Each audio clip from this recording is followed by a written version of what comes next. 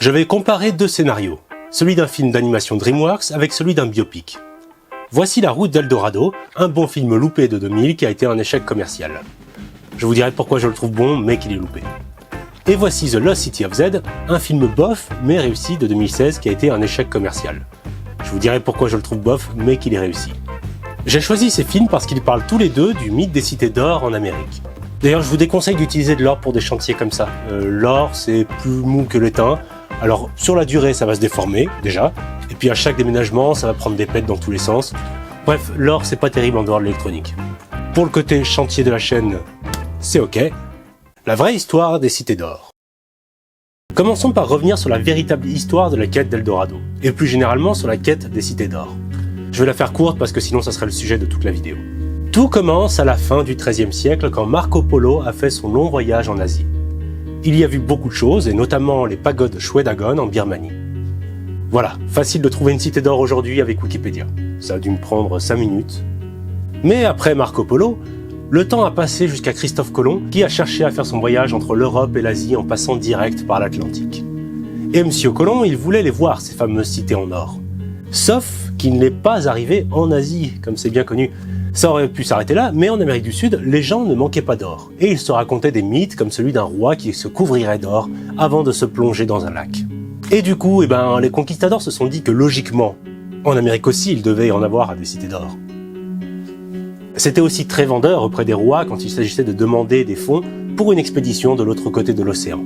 Alors il ne s'agissait plus seulement d'y croire, mais parfois de le faire croire aux producteurs, enfin aux investisseurs.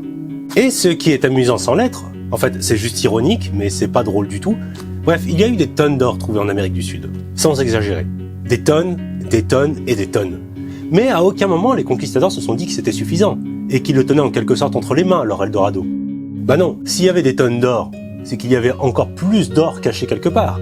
Et oui, si vous allez chez quelqu'un et que vous trouvez un panier rempli de pommes sur la table à manger, par exemple, c'est forcément qu'il y a des centaines de pommes rangées dans le placard, et encore plus dans le garage. C'est évident, non? Évident. Ah, les conquistadors. Bref, il y a aussi eu des sceptiques, et il y en a d'ailleurs eu de plus en plus à mesure que le temps passait. À tel point que les sceptiques sont juste devenus des gens sensés, et les autres, des barges qui voulaient rien lâcher. Des rêveurs, mais pas des beaux rêveurs. Plutôt des rêveurs pour qui l'Amérique du Sud n'avait visiblement pas été assez ravagée, à force d'y chercher de l'or, d'y creuser partout, et bien pire encore si on considère le mal fait aux populations locales. En résumé, les cités d'or, c'est un beau mythe, mais une sale histoire. Je précise qu'il y avait quand même bien des cités à découvrir sur le continent américain. Enfin, à redécouvrir. C'est juste qu'elles sont pas faites en or, mais en pierre. Dommage. Pour en savoir plus sur l'histoire de la véritable quête des cités d'or, vous pouvez par exemple aller voir la vidéo de Nota BD sur Eldorado. Ça m'a servi de très bonne base. Et ensuite, je ne doute pas qu'il y ait des documentaires et des livres encore plus complets sur le sujet, dont certains qui parlent d'ailleurs des vraies cités plus ou moins redécouvertes en Amérique. Revenons-en au choix de nos deux films. Ce qui est bien avec le scénario de La Route d'Eldorado, c'est qu'il est quasiment squelettique. Ce que je veux dire, c'est qu'il n'y a même pas besoin de fouiller énormément pour repérer les outils de narration qui ont été employés, comme c'est souvent le cas pour des films d'animation en fin de compte. Et ce n'est pas forcément négatif, j'adore ce genre de récit si l'histoire reste prenante et même émouvante. Je vais pouvoir comparer ça avec The Lost City of Z, l'histoire vraie de l'explorateur Percy Fawcett, adaptée en fiction. Je l'ai choisi déjà parce qu'il est plutôt récent, et parce que les différences entre la réalité et le film démontrent bien en quoi les cités perdues d'Amazonie peuvent créer des intrigues. Comment on peut faire passer l'histoire vraie des conquistadors à l'écran ou à l'écrit? À l'écran ou à l'écrit? C'est un état grippal qui dure bien longtemps, c'est trop long. Vraiment trop long. Et l'une des grandes altérations de The Lost City of Z, c'est la gestion du monde ordinaire et du monde spécial. Il y en a d'autres, mais c'est là-dessus que je vais volontairement me concentrer. Le monde ordinaire. Tout commence par un contexte de base. Qui sont Miguel, Tullio et Percy Fawcett? Où et comment vivent-ils? Quel est leur quotidien? Quelles sont leurs qualités et leurs défauts? Ce quotidien des personnages, c'est le monde ordinaire. Une photographie sur laquelle on peut voir un maximum de choses en un minimum de temps. En fait, je parle de photographie, mais il serait plus juste de comparer le monde ordinaire à un hall d'entrée. Parce que le monde ordinaire est celui dans lequel le spectateur pose les premiers pas dans l'histoire. Il y entre pour voir un panorama, ou directement des personnages. Le hall peut aussi servir de miniature au reste de la maison. On y reconnaît un style, un sens. On y pose quelques lignes de dialogue qui reviendront à la fin, et d'autres paroles qui prendront tout leur sens plus tard dans le film. Après, le monde ordinaire n'est pas censé être qu'une longue phase d'exposition ennuyeuse. Il doit s'y passer des choses. Et il doit d'autant plus se passer de choses si le spectateur n'y connaît pas les règles de base. Tenez, par exemple, Miguel et Tullio sont deux vauriens dans l'Espagne de 1519. Ils gagnent leur vie en escroquant les gens, et il faut donc nous raconter une escroquerie qui va leur permettre de mettre la main sur une carte indiquant l'emplacement d'Eldorado. Il n'y a pas tellement de choses à nous montrer, alors ça va vite. La seule complexité, disons, c'est la présentation de Hernán Cortés, qui s'apprête à partir pour l'Amérique du Sud. Aujourd'hui, nous partons conquérir le Nouveau Monde.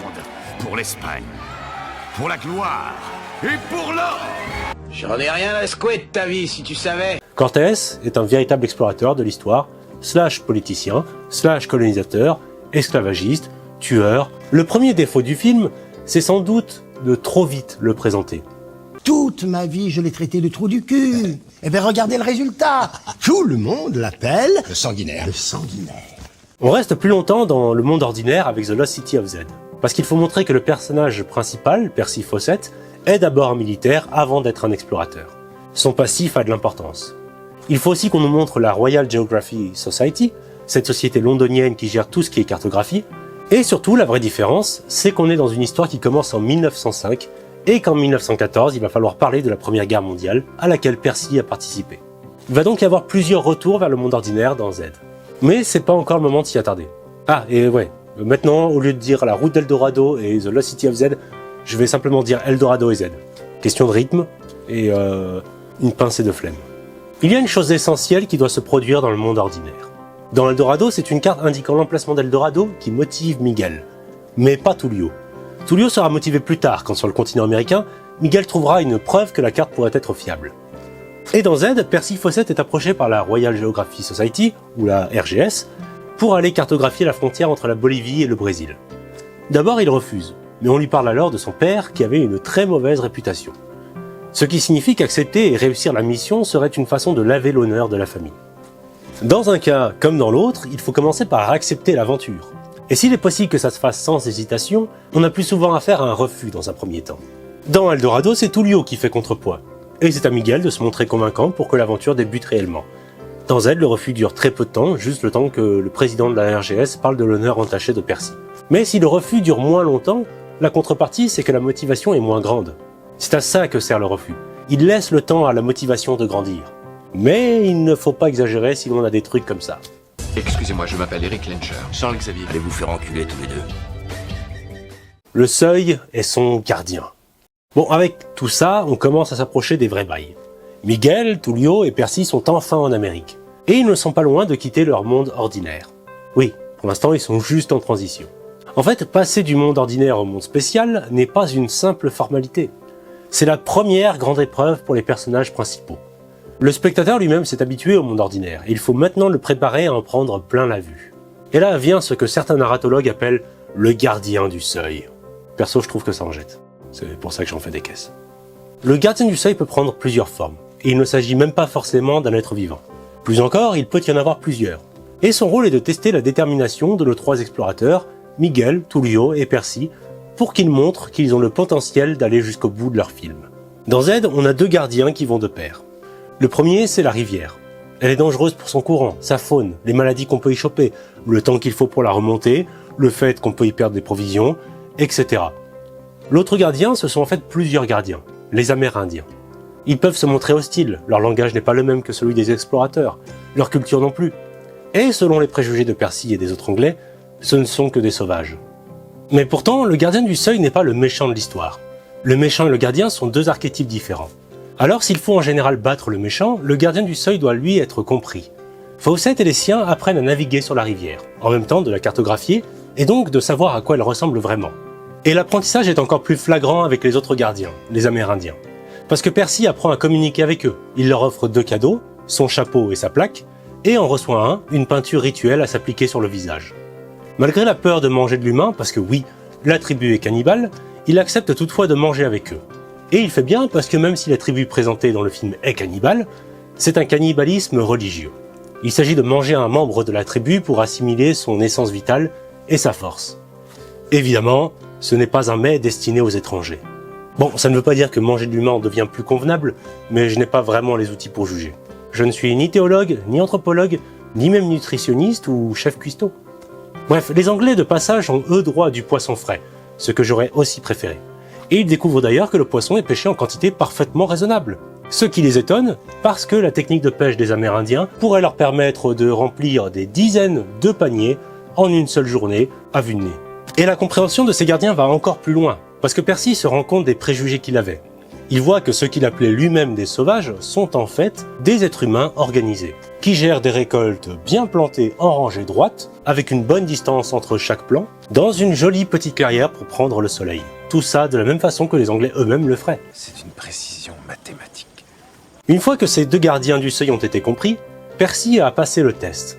Et encore mieux, ces gardiens deviennent des alliés. La rivière va porter Percy et son équipe jusqu'à leur destination, après que les Amérindiens leur aient indiqué le chemin à suivre, les prochaines personnes à qui s'adresser, et selon la vraie histoire de Percy, il leur aurait même dit de se méfier de la prochaine tribu, car elle serait moins accueillante. La prochaine tribu est-elle une ennemie? Ou les prochains gardiens passés? On peut maintenant se poser la question. Parce que là, je ne vous ai cité que deux très importants gardiens du film Z. Mais comme le film fait des allers-retours entre le monde ordinaire et le monde spécial, il y en a beaucoup plus. En tout cas, dans Eldorado, il y a ces deux mêmes gardiens du seuil que sont la nature et les Amérindiens. La nature est surmontée en y lisant des signes. Il faut reconnaître ces indications naturelles pour se repérer sur la carte, et ces indications ne sont pas des dangers de la nature, mais des merveilles qui éblouissent les deux héros de leur beauté. C'est de toute beauté. À l'inverse de la rivière de Z. La mise à l'épreuve est donc assez facile, mais elle a le mérite d'avoir une certaine poésie. Pour ce qui est des Amérindiens, la stratégie est moins noble que pour Percy. Au lieu de se rapprocher des Amérindiens, Miguel et Tullio abusent de leur culture. Ils tirent parti de cette prophétie selon laquelle les dieux rendraient un jour visite aux mortels. En gros, ils acceptent de passer pour des dieux et font semblant d'en connaître les tenants et aboutissants. Puissant Seigneur, venez, laissez-moi vous montrer votre temple. Excellent. Notre temple. Ça montre que comprendre le gardien peut aussi permettre de le tromper. Cette idée vient sans doute de la vraie histoire de Hernán Cortés qui a tiré parti de la prophétie du retour du dieu Quetzalcoatl, le serpent à plumes. Il s'est fait passer pour le dieu en question afin d'imposer son autorité et de devenir le digne suzerain du Mexique. Vraiment plein de respect, ce Cortés. D'ailleurs, ça se voit sur sa tête, qu'il a le cœur sur la main. Bref, dans Eldorado, tromper le gardien crée une situation de conflit avec lui, et impacte le rapport des héros avec le monde spécial. Et justement, parlons-en vraiment de ce monde spécial. Parlons-en de ce monde spécial. C'est jouer avec le derche. Pourtant, c'est pas un rôle de compo. Le monde spécial. Souvent, le visuel suffit à se rendre compte qu'on vient d'entrer dans le monde spécial. La route d'Eldorado en est un bon exemple. Tout est visuellement crédible, dans le sens où ça renvoie à quelque chose de réel, puis soudain, à la sortie d'une petite grotte qui sert littéralement de dernier seuil, apparaît Eldorado, une merveille complètement imaginaire. Ça brille de partout, il y a des papillons en or, des poissons géants et multicolores, et surtout une architecture grandiose et toute dorée. Au-delà de ça, Eldorado est un lieu magique. Il est en partie dirigé par un sorcier, Tsekelkan, qui va très vite prouver que sa magie est réelle. Il est celui qui a le devoir de s'occuper des dieux, ou plutôt celui qui est le plus motivé et le plus qualifié pour le faire, vu que son travail consiste en grande partie à interpréter les signes divins. Je m'appelle Tsekelkan, votre dévoué grand prêtre et porte-parole des dieux. En revanche, il est aussi le plus qualifié pour être le méchant. Étant sorcier, il pourrait facilement démasquer les faux dieux que sont Miguel et Tullio, et si ça devait vraiment arriver, il serait assez cruel pour les sacrifier. Tsekelkan est donc à la fois la meilleure représentation du monde spécial et le méchant. Ce qui est parfait, c'est qu'il va pousser Miguel et Tullio à bout, comme ces deux rôles l'exigent. Parce que quand bien même le monde spécial peut être magnifique, il n'en demeure pas moins le cœur de l'aventure, et donc un lieu d'épreuve. C'est vrai, surtout aucune question. Nous devrons libérer notre extraordinaire et terrifiant pouvoir. Et tu ne désires pas ça. Mais si, nous le voulons. Tu le veux? Bien sûr que nous le voulons. Déversez votre colère sur ce triste mécréant. Démontrez-nous la vérité de votre divinité. Il est évident que le méchant doit mettre à mal les héros, et c'est donc aussi le cas pour le monde spécial. Si le gardien du seuil teste la détermination des héros, le monde spécial doit lui s'attaquer sans relâche à leurs défauts.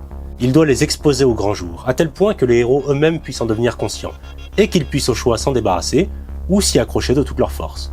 Et parfois un peu des deux. Miguel et Tullio ont comme grand défaut d'être deux escrocs qui s'en prennent à des gens accueillants et aimables.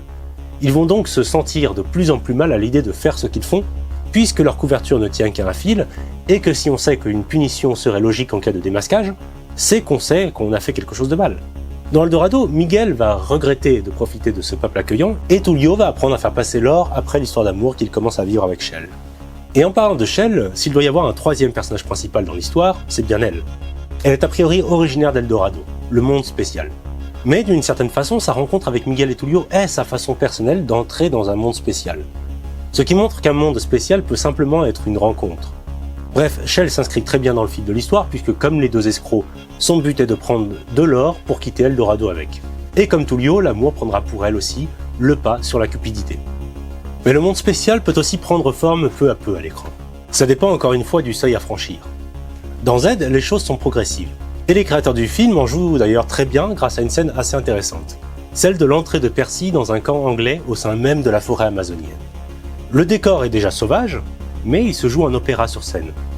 On a mis un pied dans le monde spécial, mais le monde ordinaire a encore un peu sa place. Même dans le village indigène, on a encore un pied dans le monde ordinaire puisque Percy va découvrir que les indigènes sont eux aussi civilisés.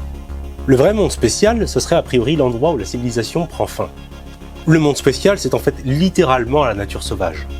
Quoique le film prend un revers des personnages quand il découvre les traces d'une civilisation là où ils pensaient être les tout premiers humains.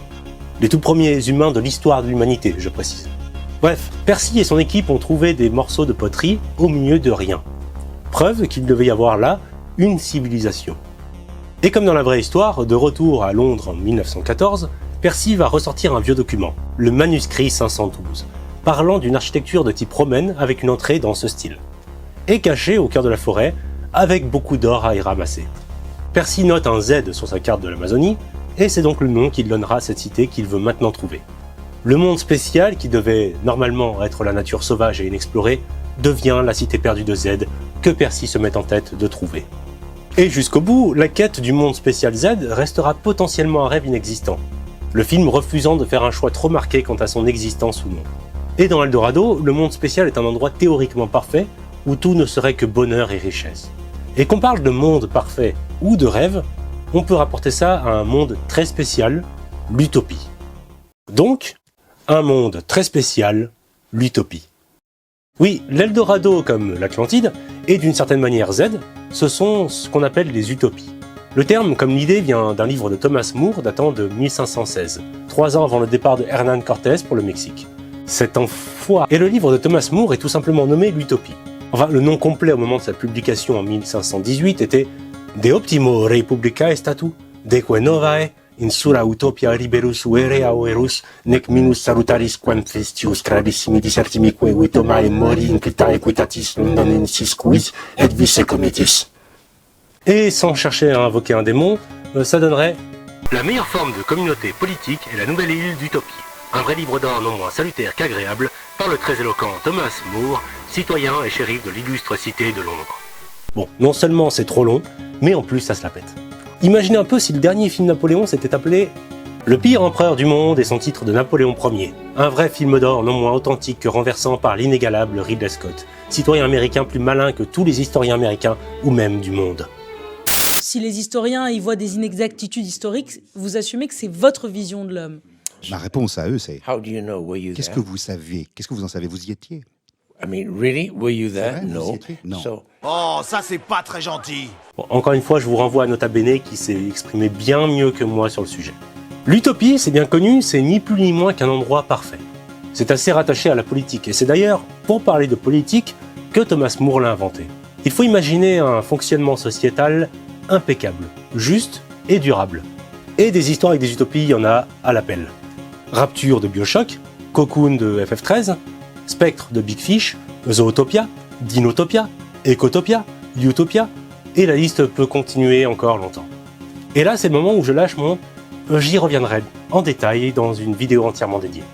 En tout cas, l'utopie, c'est aussi un endroit dont on doit comprendre les imperfections, ou, s'il est vraiment parfait, duquel il faut partir, car ce sont les imperfections de la vie qui nous font grandir. Enfin, dans la théorie, parce que perso, j'ai jamais expérimenté l'utopie. Retour au monde ordinaire. À force de voir le monde spécial, que ce soit pour les personnages ou pour les spectateurs, eh bien ce monde, aussi spécial soit-il, deviendra familier. Le spécial devient ordinaire. C'est quasi une zone de confort, comme on le dirait en coaching personnel. Et une zone de confort, c'est un nid dans lequel il ne faut pas trop prendre ses aises. Et c'est d'autant plus le cas quand ce nid est une utopie. Et encore une fois, le retour au monde ordinaire n'est pas une simple formalité, mais une nouvelle épreuve. Miguel ne veut pas quitter Eldorado, comme s'il avait peur de perdre tout ce qu'il y avait obtenu. Surtout, il a peur que le monde ordinaire qu'il va retrouver soit le même que celui qu'il a laissé derrière lui au début de l'histoire. Tout ça n'est pas clairement évoqué dans le film, mais c'est une interprétation qui correspond bien à la majorité des histoires. On s'attache à l'endroit où on a beaucoup appris, à cet endroit qui nous semble maintenant mieux. Et c'est pour ça qu'il n'est pas rare que les personnages cherchent à ramener quelque chose du monde spécial, comme Tullio qui veut revenir avec une petite montagne d'or. Son but n'est pas seulement de revenir plus riche que le roi d'Espagne lui-même, mais aussi de prouver aux autres qu'il s'est bien rendu à Eldorado. Le film semble pourtant nous indiquer que ce n'est ni possible, ni nécessaire. Impossible parce que ramener quelque chose du monde spécial, c'est potentiellement échouer à le quitter complètement. Et pas nécessaire parce que malgré la crainte que ça arrive, on peut revenir en gardant les enseignements du monde spécial. Et parce que malgré toutes les preuves qu'on ramène du monde spécial, les autres ne comprendraient au mieux qu'une infime partie de ce qu'on y a vécu. Est-ce que ça vous est déjà arrivé de vouloir raconter à quelqu'un un événement fou de votre vie, sans arriver à retranscrire à quel point c'était fou? C'est frustrant, mais ça n'altère en rien ce qu'on a vraiment vécu. Accepter ça fait partie de l'épreuve du retour. Et je ne cherche absolument pas à vous promulguer des conseils de vie, c'est juste que la narratologie puise beaucoup dans la psychologie. Et pour certains dans la psychanalyse aussi, mais ça c'est une autre histoire. Que se passe-t-il une fois vraiment revenu dans le monde ordinaire? Une fois vraiment en place dans son ancien décor, que reste-t-il à raconter? Eh bien il reste une dernière chose très importante. Quand le ou les personnages principaux ont dû apprendre quelque chose dans le monde spécial, il leur reste à prouver aux spectateurs qu'ils peuvent mettre en pratique cet enseignement dans le monde ordinaire. Plus le personnage a dû évoluer durant l'histoire, plus il est important qu'il nous le prouve. Miguel et Tullio n'étaient de base pas des criminels de la pire espèce. On sentait dès le départ qu'ils étaient de bons gars. Alors cette preuve est assez légère. Ils se gardent juste de se pavaner devant cette authentique ordure de Cortés en lui disant que eux, ils reviennent tout juste d'Eldorado. Mais de toute façon, mettre un conquérant esclavagiste sur la piste d'Eldorado, ce n'est pas un acte que Miguel et Tullio semblaient capables de commettre au début du film non plus. Mais je vais y revenir. Et maintenant, si les personnages ne retournaient pas dans le monde ordinaire, eh bien il suffit de passer à Z pour en avoir un exemple. Percy Fawcett et son fils Peter Parker s'enfoncent toujours plus loin dans le monde spécial. Un monde fait d'épreuves et de dangers. Donc, leur aventure ne peut pas finir. Ça tombe d'autant mieux que dans la vraie vie, le père et le fils ont disparu sans laisser trace. Petit aparté, même s'il n'y a eu aucune preuve concrète de ça, on pense qu'ils sont clairement morts sur place. D'ailleurs, c'est amusant comme la dernière lettre envoyée par Percy a été modifiée dans le script pour pas que ça y ressemble trop. Dans le film, la dernière lettre, c'est ça. Ma douce Checky, c'est la dernière lettre que tu recevras avant que nous atteignions Z.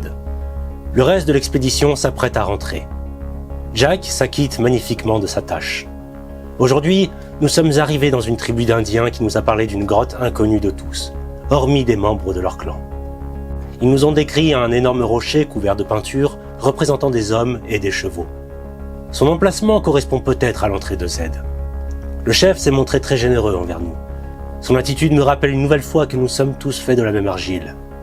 Je pense que nous serons en contact avec l'ancienne civilisation d'ici un mois. Après quoi, notre sort sera entre les mains des dieux. Tu n'as à redouter aucun échec. Et la vraie lettre, c'était plutôt ça. Nous sommes en ce moment au camp du Cheval Mort par 11 degrés 43 minutes de latitude sud et 54 degrés 35 minutes de longitude ouest. C'est le point où mourut mon cheval en 1920. Il ne reste que ses os blanchis. Nous pouvons nous baigner, mais les insectes nous obligent à ne pas nous attarder un seul instant. Il fait très froid la nuit et frais le matin.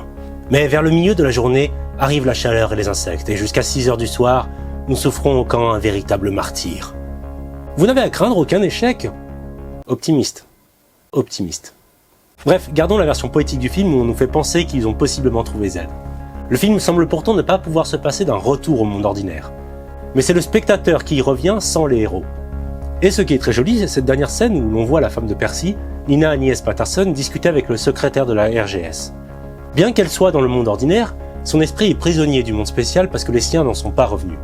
Et en donnant au secrétaire de la RGS la boussole de Percy qui, si elle revenait, devait servir de preuve que Z a été trouvé, elle enferme à son tour cet homme dans le monde spécial.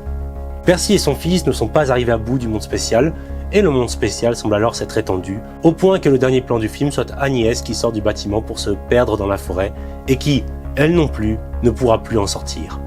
Ses pensées iront toujours au monde spécial qui a triomphé par ses dangers, et qui nous lance une mise en garde. Il y a des aventures qu'il aurait peut-être fallu se contenter de refuser. Tant qu'on est sur cette histoire de monde ordinaire et spécial, voyons très rapidement d'autres cas encore moins classiques que ces deux-là pour voir encore une fois que ce n'est pas une règle à respecter à la lettre, mais une façon d'interpréter les histoires. Et puisque j'ai parlé de Peter Parker, Pour Spider-Man, comme pour beaucoup de super-héros, le passage au monde spécial se fait avec la découverte des pouvoirs de Peter Parker. Et les pouvoirs sont d'ailleurs aussi le gardien du seuil. Les pouvoirs sont un premier obstacle à franchir, mais il faut littéralement les assimiler pour aller plus loin. Filament!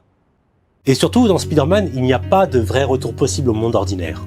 On peut certes y retourner, mais le monde spécial est là, toujours prêt à surprendre le héros, à le couvrir de ses dangers, et même à détruire le monde ordinaire.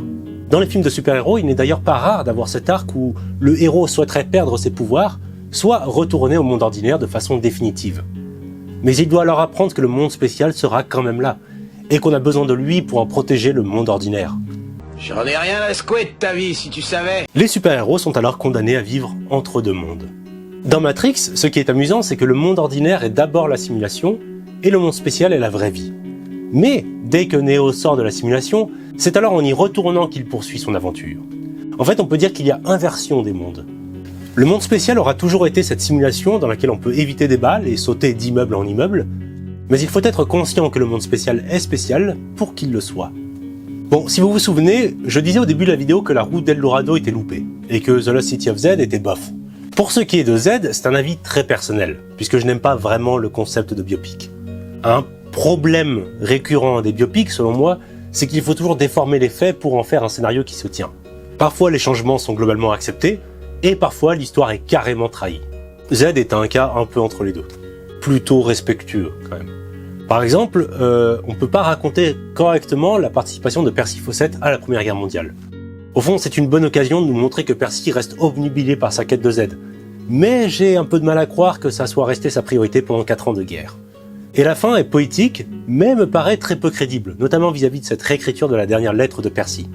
J'aurais préféré que l'inspiration de la vie de Percy Fawcett soit plus libre, quitte à inventer un personnage basé sur lui. Cela aurait évité de raconter quelques contre-vérités. Mais ce que je considère gênant ne sera pas pris avec tant d'importance par d'autres. Comme je le disais, c'est un avis très personnel. Et de façon ironique, La Route d'Eldorado est un film que j'ai trouvé très réussi, mais que 2 des scénaristes considèrent comme complètement foiré. Pas en termes d'animation, ils savent reconnaître une bonne animation quand ils en voient une, mais en termes de scénario. En fait, le film n'est pas du tout ce qu'il voulait en faire. L'histoire aurait dû être plus vraie, pas dans le sens de réel, mais dans le sens où il devait mettre en scène, par la fiction, les conséquences de la recherche d'Eldorado au XVIe siècle, notamment avec les crimes perpétrés par Hernán Cortés. En gros, le film est infiniment trop gentil à leurs yeux. Ted Elliott, l'un des 2 scénaristes déçus du résultat, raconte qu'il a vu un jour avec sa femme le film Three Kings, ou en français, Les Rois du désert, et que sa femme lui a alors dit que c'était là le film qu'il avait voulu faire. Et pour l'avoir vu, je peux vous dire qu'effectivement, Three Kings raconte la même chose que La Route d'Eldorado, mais avec beaucoup plus d'impact. Le contexte de colonisation de l'Amérique du Sud au XVIe siècle laisse place à la fin de la première guerre du Golfe en 1991. Les 2 vauriens, Miguel et Tulio, qui ont quand même déjà bon cœur, sont remplacés par une poignée de soldats américains qui ont beaucoup à apprendre. Bouge plus, tête de nœud! Non, accès interdit, Major. Dégage de mon chemin. Major, c'est tenté. M'aider. Et bien sûr, tout commence avec la trouvaille d'une carte qui indique l'endroit où se trouve une grande quantité d'or. Je vous en dis pas plus parce que découvrir le film vaut vraiment le coup. Si vous le regardez, vous sentirez le moment où on passe au monde spécial. Et vous verrez justement qu'il n'y a pas forcément besoin d'un changement de lieu à ce moment précis. Et j'insiste, vous sentirez le passage. Je précise juste que la plus grande différence entre ces 2 films, pour moi, en dehors de l'âge requis pour le visionnage, c'est qu'Eldorado est une forme d'utopie, et que composer avec ça n'était sans doute pas très facile pour créer du conflit, contrairement à un champ de bataille en plein désert. Avant de partir, il faut quand même que je glisse quelques mots à propos des mystérieuses cités d'or. On m'en aurait sans doute voulu de ne pas en parler. Et ça tombe bien parce que je m'en serais voulu de ne pas en parler. L'animé est une adaptation libre du roman La Route de l'or de Scott Odell. Et ce qui fait qu'on est assez éloigné du livre, c'est tout l'aspect fantastique de la série. Je vais pas spoiler au cas où, mais imaginez juste que le mystère des cités d'or prenne des proportions mondiales et qu'on a parfois le sentiment de regarder Stargate. En gros, puisque les cités d'or sont mystérieuses, pourquoi s'imposer des limites? Et il reste une dernière œuvre très importante à citer. Bien plus vieille que les mystérieuses cités d'or. Bien plus vieille que Percy Fawcett lui-même. À une époque où Victor Hugo n'était même pas né. La planète n'était encore qu'une boule de roche en fusion. Non, attendez, un peu après ça en fait. En 1759, l'optimiste de Voltaire, plus connu sous le nom de Candide.